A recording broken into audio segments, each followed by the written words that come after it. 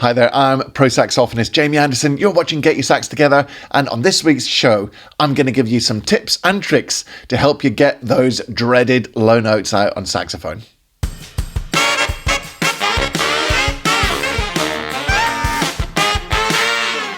Oh my god, what a nightmare low notes are on sax. I'm sure you'll agree. We've got just the best instrument of all time, but those bloody low notes from D downwards are a real headache. So today, on this week's lesson, I'm going to give you a few tips and tricks about how to get those low notes sounding better, and also show you why you shouldn't stress out too much about it, because it's really not always your fault that we can't get these low notes out. But just before we get into that, good stuff. Very exciting news. The first video in the Get Your Tone Together Masterclass series is already out.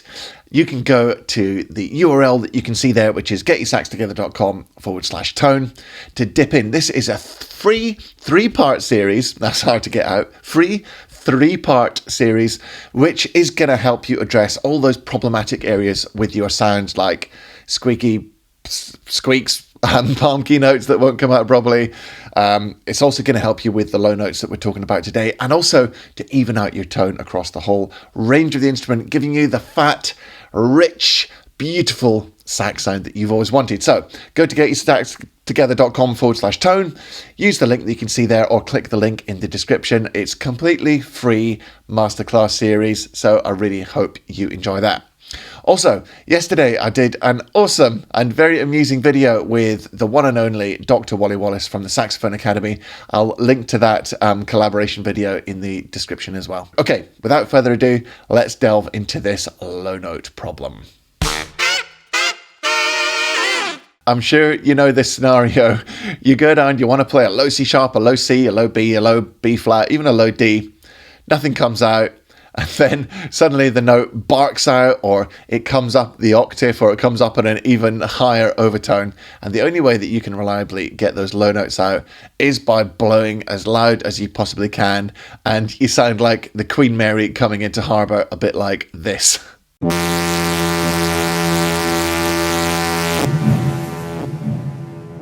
But before we get into this issue, I want to reassure you, you are fighting the instrument every time you play low notes on saxophone.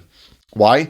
Because we play a conical instrument. Now, on a conical instrument, as opposed to a cylindrical instrument, the fundamental of the very lowest notes is not the most powerful overtone. In other words, when you go to play a low B, for example, your saxophone wants to produce the octave above, or even the octave and the fifth above. The first two overtones are actually stronger than the fundamental. So this is a problem that we all have to overcome, and I think the physics behind it is that the brass does such a great job, the brass of your saxophone does such a great job of radiating that sound energy outwards, which is why we have such a beautiful, loud instrument that can compete with brass instruments. That the sound energy radiates out instead of staying trapped inside the tube of the saxophone. Now, when the sound energy stays trapped inside the tube of the saxophone, it's much more likely that you'll be able to get the fundamental harmonic. However, that energy is dissipated out, and it means that we're left high and dry. So although we have this awesome, loud instrument, it does make it a real struggle when you get to the low notes. Now, if you ever want to make yourself feel better, just pick up a clarinet, which is a cylindrical, I know it's got a flared bell, but it's basically a cylindrical instrument. Go and play the lowest note on clarinet, which is a low E, and you will be able to play it no problem, I can assure you. However, you won't be able to play really loud in bands with a clarinet because it's not a saxophone, is it? So don't feel too bad that you can't get the low notes. The deck is stacked against you. It's not a fair equation. So that's the first thing to get off the table before we even start. It's not your fault.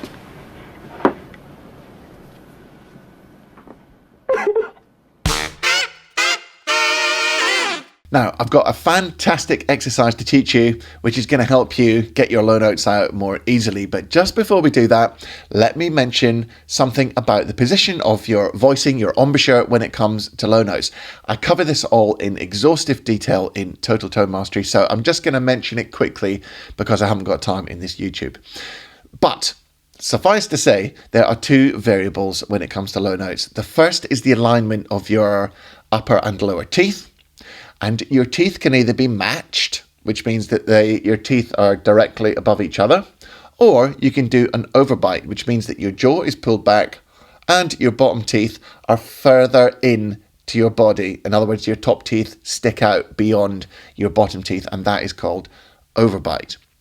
Now, with your tongue, you can hump the middle and back of your tongue into the vowel shape that you'd find when you say the word you. And we can call that high tongue because the middle, not the tip of your tongue, the middle and back of your tongue are humped up to narrow the vocal tract channel. So you. Now, low tongue is where you say a syllable like ah, when your tongue is pushed down to the bottom of your mouth and you have a very open vocal tract channel. So we've got matched teeth, overbite teeth, and we've got high tongue, and we've got low tongue. That gives us 4 different shapes inside our oral cavity when we play low notes. So you've got matched high tongue, you've got matched low tongue. You've got overbite high tongue, and you've got overbite low tongue, and they all do different things. So I'm quickly going to explain what each different shape does and their pros and cons. So starting with matched high tongue, you have a narrow vocal tract channel, and the sound of the low notes matches that of the mid-range. So this is the sound that you normally use in classical music, and because you've got quite a narrow vocal tract channel, you don't need too much air. You just need a moderate amount of air. So that's a good sound to use if you want the sound to be consistent from the rest of the notes in your instrument right down to the low notes.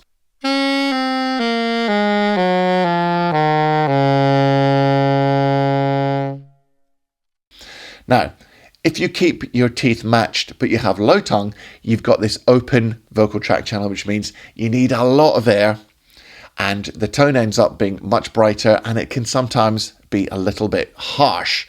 That's more like the kind of rah, honking low note sound you might find.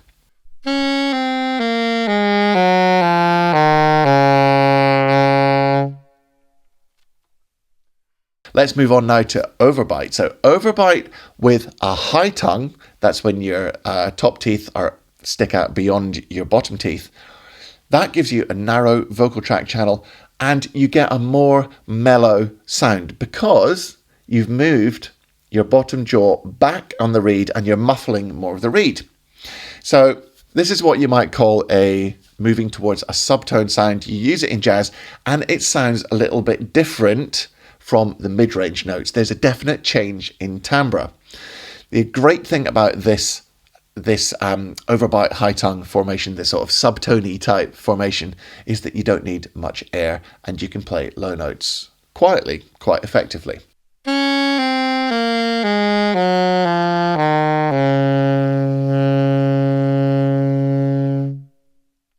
Finally, we've got overbite with low tongue. So we've got the overbite, which is muffling some of the really bright, harsh sounds, but you've also got a low tongue with an open vocal tract, so there's a lot of air.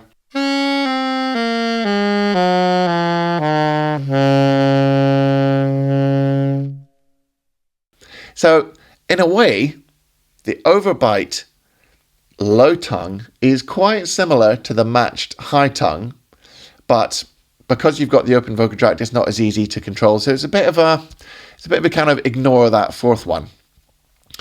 You can also ignore the matched low tongue unless you really want to honk out and bark your low notes, which leaves the two most important formations, which is matched high tongue and overbite high tongue.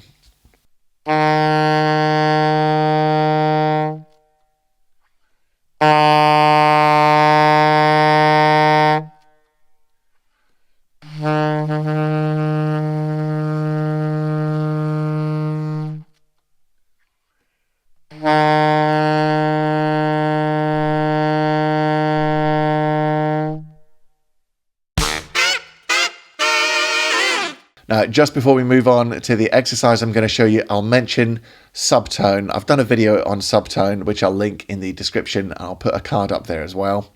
However, the overbite high tongue formation isn't as extreme as you need to get the really Ben Webster velvety subtone, and I call that subtone plus.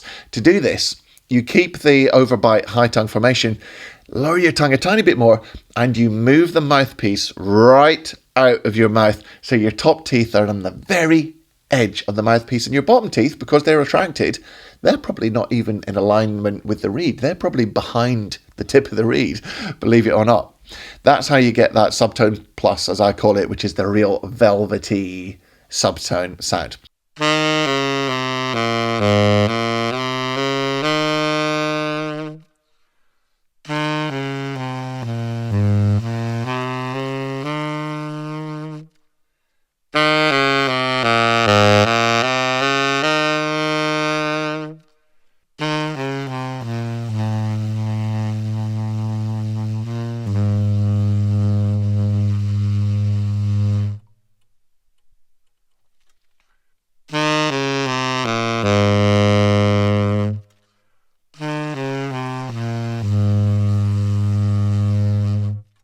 Let's now move on, and I'll teach you the exercise which guaranteed, I better not guarantee it, very likely will help you with your low notes. Here we go. So let's move on to a series of 3 exercises which are really going to help you get your low notes out. And the sort of overall name for this type of exercise is undertones. Most people have heard of overtones, which is where you finger a low note and then produce a note higher than that. This is undertones, where you finger a high note and try and produce a note underneath it. So the general idea of this exercise is you're making it extremely difficult to play the low notes. Now, I don't know if any of you know the fable of squash and a squeeze, but very quickly there's a woman and she's got a small house and she doesn't have any space in there. So the wise man comes along and she says to the wise man, I don't have any space in my house, it's so cramped. So the wise man says, okay, take your horse, put it in the house. She does. Take your pig, take your dog, all these animals and birds and geese come in the house. And then a week later, the wise man comes back, says, okay, now take all the animals out of the house. And the old woman says, oh my God, I can't believe how big my house now feels. So it's exactly the same theory as a squash and a squeeze. In other words, you're making it much more difficult to play those low notes. And then when you just make it easy again with the normal fingerings, abracadabra, you can play your low notes. So first of all, we're going to play this descending series of notes, and you're going to hold on your octave key and try and play the notes an octave lower. So the exercise is going to come up on the screen. This footage is taken straight from the bonus module in Total Tone Mastery. So this is how we start off. Here's exercise 1.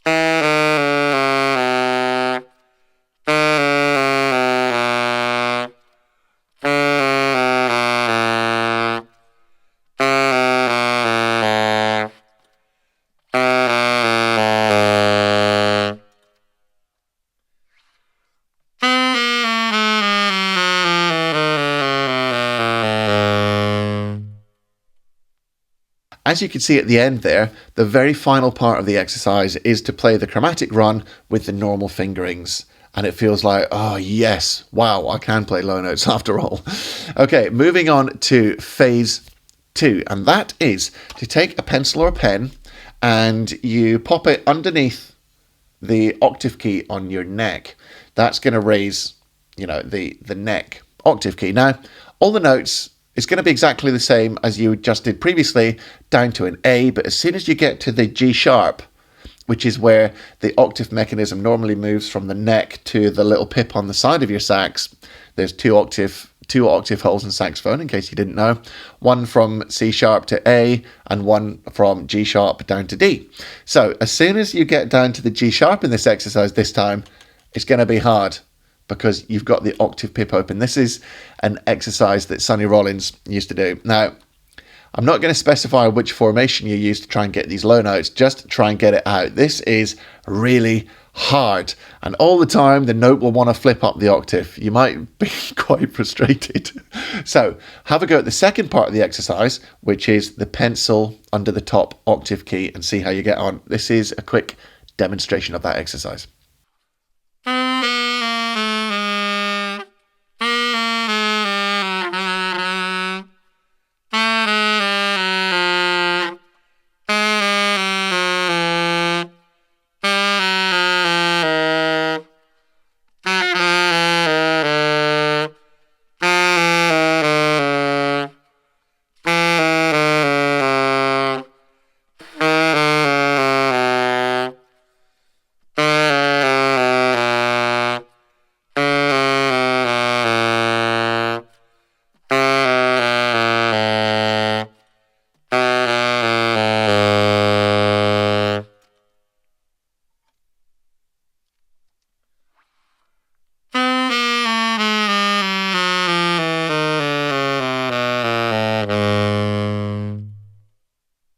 Now, for the super challenge, the third part of the exercise, I don't know if you might have guessed it by now, you keep your pen or pencil under your octave key there, and you press the octave key for the whole exercise, apart from the final chromatic run. So now we're making it really difficult because you've got 2 octave holes open. It's going to be really, really challenging to get these low notes out. In fact, I think at one point in the demo, on one of these anyway, I make a mistake, and you're going to make loads of mistakes. So just persevere, try and get it out. And remember, the final chromatic run is normal fingerings.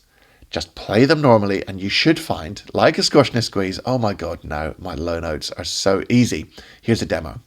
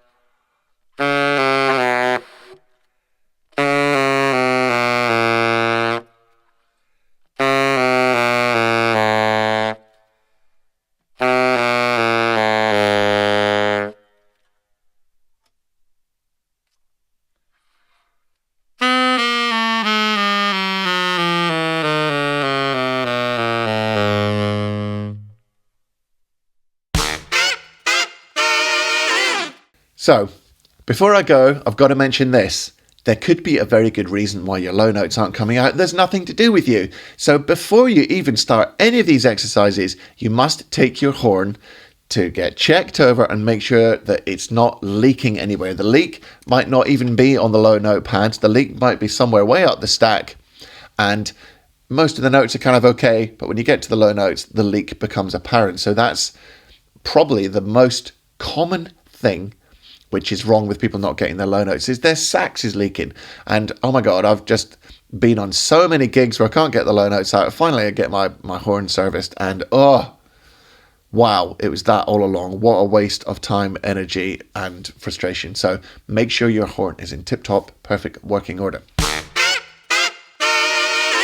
Now, final bonus tip. Here's a really unscientific one for you. This is possibly psychological, possibly it does have a tiny effect in physics, who knows, but this is it. When you go to play a low note and you're struggling, like say you've got a piece or you're in a big band and you've got to come in on a low note, just try doing this. Take the index finger of your right hand and just plop it on the key the second that you start the note. So you breathe in, blow, and whoosh, the second you blow, really give that a good flick. Now, it might be that that lines up your breathing and embouchure psychologically because you've got a physical cue. It might be that that pad closing creates a tiny little puff or little bit of turbulence of air, which encourages the low note. Yeah, I don't know if that's likely. But Andy Tweed, my good friend Andy Tweed, taught me this tip. And do you know what?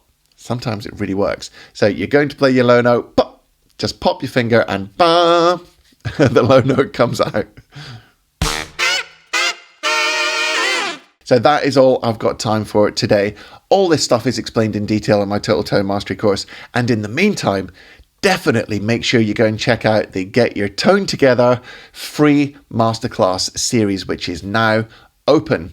If you're watching this video later, from October 2021, then it might not be, but it's definitely available at the moment. So go and check that out. getyoursaxtogether.com/tone, and I hope you really enjoy it. I'll see you in there.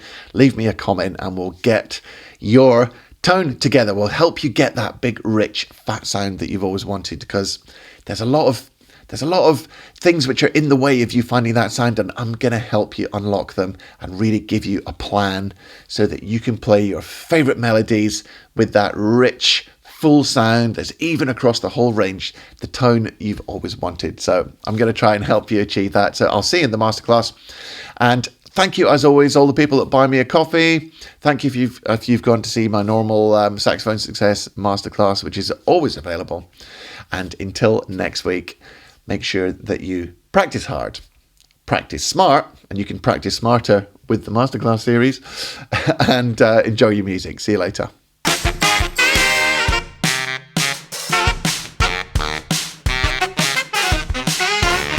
Now, I don't know if any of you know the fable of the, what's it called?